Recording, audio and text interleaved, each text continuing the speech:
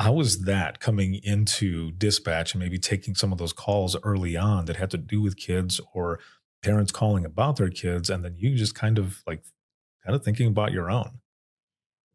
Well, I will say that those calls do affect me the most. Mhm. Anytime that there's been calls that have involved children, I do tend to just kind of hold on to those a little more than I do other things.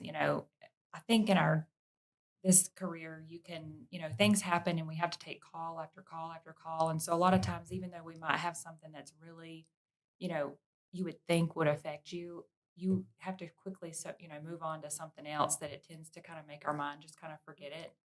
And you may not even be able to recall what you did at the end of your shift just because you've taken so many calls and, had to process so many things that it sometimes things don't affect you until later on. Mhm. Something you drive past somewhere and it reminds you of it, or you just happen to remember something, and then those things can bother you.